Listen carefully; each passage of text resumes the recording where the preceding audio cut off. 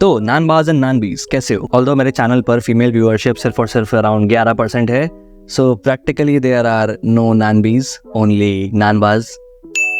Okay, तो अगर तुमने इस वीडियो पे क्लिक किया है तो देयर आर हाई चांसेस कि तुम भी मेरी तरह थलापति विजय की गोट AKA the greatest of all time के लिए पागलों की तरह एक्साइटेड हो। एंड सिंस अब रिलीज डेट भी आ गई है तो अब एक्साइटमेंट अलग लेवल पे है। तो मैं भी आज कोशिश करूंगा कि तुम्हारा इस वीडियो पे क्लिक करना वर्थ इट रहे। तो भाई, ग्रेटेस्ट ऑफ ऑल टाइम को लेके दो चीजें इस हफ्ते आ चुकी हैं, एक नया पोस्टर रिलीज डेट के साथ और एक फर्स्ट सिंगल विसल पोडू। और इस वीडियो में मैं इन दोनों चीजों का ब्रेक डाउन करूंगा और कुछ डिटेल जो कि मैंने नोटिस करी उनके बारे में बात करूंगा और जो मेरी एक दो थ्योरीज हैं उन पर भी डिस्कस करूंगा। बाकी तुम्हारे पास अपने कोई पॉइंट्स या थ्योरीज हो तो the comment section is open for discussion. And इस वीडियो में आगे बढ़ने से पहले मैं बता दूं कि मैंने गोट के ऊपर दो और वीडियोस बनाई थी, वो भी kind of break down videos थी, तो आई वुड रेकमेंड कि तुम उनको भी चेकआउट कर लो। तो अब शुरू करते हैं, स्टे ट्यून्ड।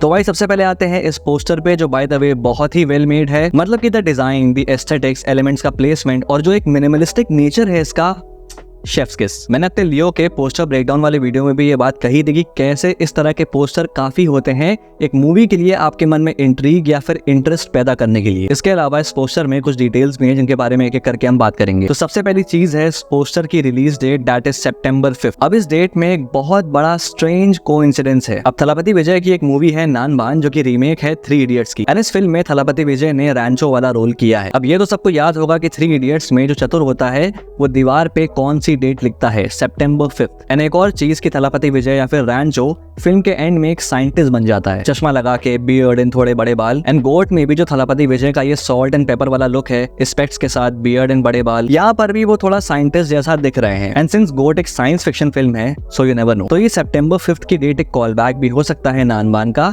या फिर एक अमेजिंग कोइंसिडेंस। इसके बाद हम एक सिटी की स्काईलाइन देख सकते हैं। वेल, ये सिटी है मॉस्को रशिया में, और ये जो ब्रिज हम देख सकते हैं ये है Bolshoy Moskvoretsky bridge. And GOAT movie का एक इंपॉर्टेंट शेड्यूल रशिया में भी शूट हुआ था, तो ये वही सीक्वेंस हो सकता है। इस ब्रिज पे हम एक्सप्लोजन भी देख सकते हैं। अब इस ब्रिज पे एक बहुत ही खतरनाक इवेंट हुआ था रियल लाइफ में, और वो था बोरिस नेमसोव का असैसिनेशन। बोरिस नेमसोव एक रशियन फिजिसिस्ट और लिबरल पॉलिटिशियन थे एंड व्लादिमीर पुतिन के सबसे बड़े आउटस्पोकन क्रिटिक। तो असैसिनेट क्यों हुए ये बताने की जरूरत नहीं है, एंड उनका असैसिनेशन बोल्शॉय मॉस्कोव्रेत्स्की ब्रिज पे ही हुआ था। लेकिन उस इंसिडेंट का इससे क्या ताल्लुक? वेल, इसको समझने के लिए एक बार थोड़ा सा पीछे जाते हैं मेरी पुरानी ब्रेकडाउन वीडियो में, जहां पर मैंने कहा था कि ये जो गोट मूवी होगी ये 2 टाइमलाइंस में चलेगी, एक में जब थलापति विजय यंग होंगे और एक में ये सॉल्ट एंड पेपर लुक जिसमें थोड़ी उम्र हो चुकी है उनकी। एंड ये भी कि कैसे ये जो स्क्वाड हम देख रहे हैं थलापति विजय की, वो एक स्पेशल किल स्क्वाड होगी जो कि कॉन्ट्रैक्ट बेस्ड असैसिनेशन करेगी, या फिर ये काइंड ऑफ कोई सीक्रेट एजेंट्स भी हो सकते हैं, similar to Gemini man. I know कि इस फिल्म के डायरेक्टर वेंकट प्रभु का कहना है कि ये फिल्म किसी भी फिल्म का रीमेक नहीं है बल्कि एक ओरिजिनल स्क्रिप्ट है, बट इंस्पिरेशन लेना is not a bad thing. Even उनकी फिल्म मान्नाडु भी एज ऑफ टुमारो से इंस्पायर्ड थी, बट एक कंप्लीटली डिफरेंट फिल्म थी। एंड पता नहीं क्यों मुझे ऐसा लगता है कि गोट भी जेमिनी मैन से इंस्पायर्ड होगी, जैसे कि थलापति विजय का यंगर वर्जन जो कि उन्हीं के डीएनए से बनाया हुआ एक क्लोन हो सकता है, who is much more enhanced and much more stronger. तो लौटते हैं इस ब्लास्ट पे। तो जेमिनी मैन में हमको दिखाया गया है कि विल स्मिथ 51 की एज तक एजेंसी के लिए असैसिनेशंस कैरी आउट करता है, तो माइट भी थलापति विजय भी इस फिल्म में 40s और 50s की एज तक भी अपनी एजेंसी के लिए असैसिनेशंस कैरी आउट कर रहे हो। एंड ये जो ब्लास्ट है ये उन्हीं ने कॉज किया हो अपने टारगेट को मारने के लिए। एंड माइट भी ये जो असैसिनेशन वाला इंसिडेंट हमको दिखाया जाएगा वो बोरिस नेमसोव के असैसिनेशन से इंस्पायर्ड हो, बिकॉज लोकेशन सेम है, या फिर जो थलापति विजय का यंगर वर्जन है उसने ये ब्लास्ट किया हो। Just a theory. फिर आते हैं थलापति विजय पे, तो ध्यान दो, तो कुछ स्टैम्प्स लगे हुए हैं पोस्टर पे ऐसे इस तरफ। सबसे पहले आते हैं ये टॉप पे, तो स्टैम्प पे हम सबसे पहले ये डेट देख सकते हैं जो कि है 6 Feb 2003। तो हमको इससे एटलीस्ट फिल्म के टाइमलाइन की एक डेट मालूम चलती है जो कि है साल 2003। अब ये डेट भी काइंड ऑफ एक क्लेवर ईस्टर एग है, क्योंकि 1 Feb 2003 से लेके 21 जनवरी 2004 तक जितने भी लोग पैदा हुए हैं उनका चाइनीज ज़ोडिएक है एक वाटर गोट। तो गोट ग्रेटेस्ट ऑफ ऑल टाइम। अब इसी डेट के नीचे हम देख सकते हैं लिखा है केलुआर। अब केलुआर एक मलय वर्ड है, मतलब की मलेशियन लैंग्वेज में, जिसका मतलब होता है एग्जिट। एंड डेट के ऊपर हम पढ़ भी सकते हैं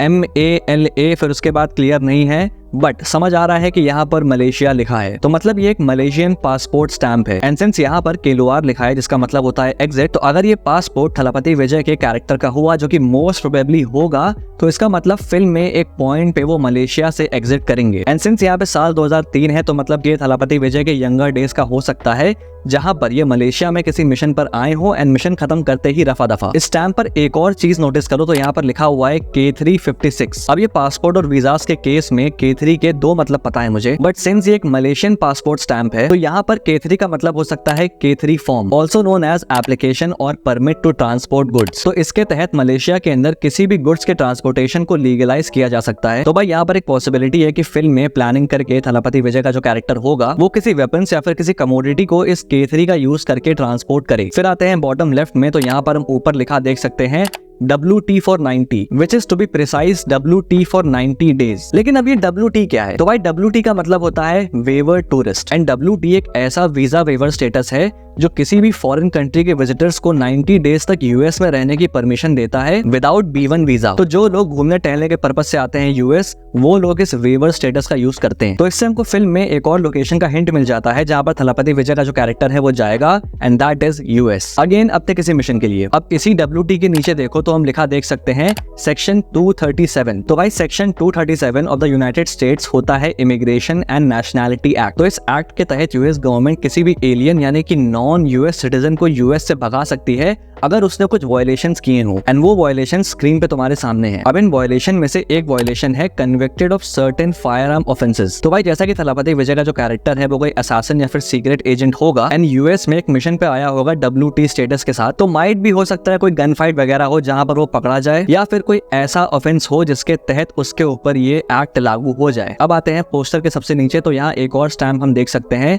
अब यहाँ ये वर्ड अधूरा है लेकिन स्पेलिंग पढ़ो तो लिखा है PARTED। तो पासपोर्ट के मामले में एक ही वर्ड दिमाग में आता है एंड दैट इज डिपार्टेड, मतलब कि ये एक डिपार्चर स्टैम्प है। एंड यहाँ नीचे देखो तो लिखा है OCT यानी कि अक्टूबर, तो मतलब अक्टूबर का डिपार्चर। फिर ऊपर ही देखो तो एक और स्टैम्प है जिसपे लिखा है ऑफ द, फिर ये PHF आ गया सामने बट ये K है एंड ये शायद O है एंड PHF के पीछे भी हम एक लेटर देख सकते हैं जो कि काइंड ऑफ C लग रहा है। तो अराउंड 4 अल्फाबेट्स है यहाँ पर। फिर आगे लिखा है आइलैंड। अब थोड़ा सा रिसर्च करने के बाद मालूम चला कि ये जो स्टैम्प है ये है government of the cook islands का। अब कुक आइलैंड्स एक आइलैंड कंट्री है कंप्राइजिंग ऑफ 15 आइलैंड्स और ये लोकेटेड है साउथ पैसिफिक में। तो लो भाई एक और लोकेशन हमको मालूम चल गई जो कि हमको फिल्म में देखने को मिल सकती है। यार इतना दिमाग और रिसर्च पढ़ाई लिखाई में लगा दिया होता तो मतलब एक चीज तो क्लियर हो जाती है कि इस फिल्म में थलापति विजय का जो कैरेक्टर होगा वो एक कंट्री से दूसरे कंट्री अलग अलग एडवेंचर्स या फिर अलग अलग मिशंस पे जाएगा। तो भाई यहाँ पे हो गया ये पोस्टर ब्रेकडाउन कंप्लीट। अब बढ़ते हैं विसल पोडू सॉन्ग की तरफ। पहली बार में तो ये सॉन्ग मस्त एंजॉय किया, फुल नारेटिव वाइब्स। दूसरी बार में आई रियलाइज की सॉन्ग में काफी सारे रेफरेंसेस और ईस्टर एग्स हैं, तो सोचा इन पर भी बात हो जाए। तो विसल पोडू सॉन्ग हमको दिखाता है थलापति विजय को with squad which includes Prabhudeva, actor Prashant and Ajmal अमीर, जो कि अंडरस्टूड है कि भाई एक फ्लैशबैक सीक्वेंस का पार्ट हो सकता है या फिर अगर फिल्म लीनियर फॉर्मेट में चली तो इंट्रोडक्टरी सीक्वेंस भी हो सकता है जहां पे हमको स्क्वाड मेंबर्स के बीच का डायनामिक देखने को मिलता है। तो सॉन्ग शुरू होते ही हमें ये इंसिग्निया दिखता है जिस पे लिखा है बार 68 सिंस 1974। अब ये जो 68 है this is a reference to this film only,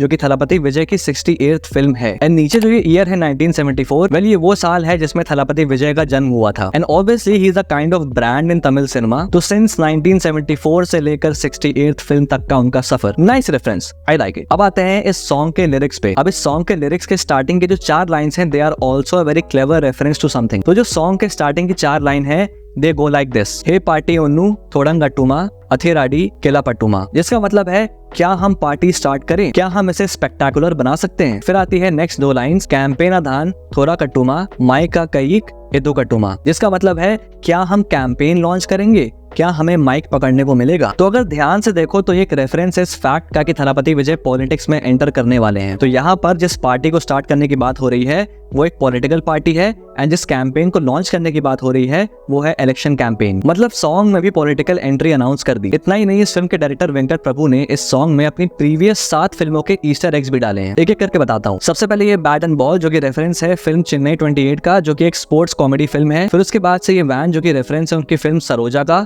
ये वैन इस फिल्म का ही पार्ट है। फिर तीसरा ये नारियल पानी एंड बार जो कि रेफरेंस है फिल्म गोवा का। फिर इसके बाद ये चेस बोर्ड जो कि रेफरेंस है अजीत कुमार की फिल्म मनकथा का। एंड ये पोस्टर पोस्टर देख के समझ आ रहा होगा कि क्यों ऐसे ये चेस बोर्ड का रेफरेंस दिया जा रहा है। फिर उसके बाद ये बिरयानी आती है जो कि रेफरेंस है फिल्म बिरयानी का स्टारिंग कार्थी। फिर उसके बाद ये चश्मा, चम्मच और पैसा, ये रेफरेंस है फिल्म मास का स्टारिंग सूर्या। एंड मास तो तुम सबने देखी होगी, जिसमें सूर्या का एक्सीडेंट होने के बाद उसको आत्माएं दिखने लगती हैं एंड फिर वो उन आत्माओं का इस्तेमाल करके लोगों से पैसे ऐंठता है। And then last but not the least ये क्लॉक जो कि रेफरेंस है मन्नाडु का। इवन ये पोडू में ओ जो है देखो मन्नाडु के टाइटल के स्टाइल में लिखा हुआ है। इसके बाद ये डांस सीक्वेंस, इसमें कोई डिटेल नहीं है, इसको बस एंजॉय करो and feel the energy of Thalapathy Vijay, वो भी तब जब प्रभुदेवा बगल में डांस कर रहा हो। तो भाई यहाँ पर खत्म होती है ये ब्रेकडाउन वीडियो। बाकी अपने थॉट्स को कमेंट बॉक्स में लिख के जरूर से बताना, और अगर मुझसे कोई डिटेल मिस हो गई है तो उसको भी पॉइंट आउट जरूर से करना। और अगर वीडियो पसंद आए तो लाइक कर देना, और अगर पहली बार यहाँ पे आए हो तो सब्सक्राइब करना मत भूलना ऐसी और वीडियोस के लिए। Till then, this is your Pop Culture Nerd signing off. We'll see you guys in the next video and thanks for watching.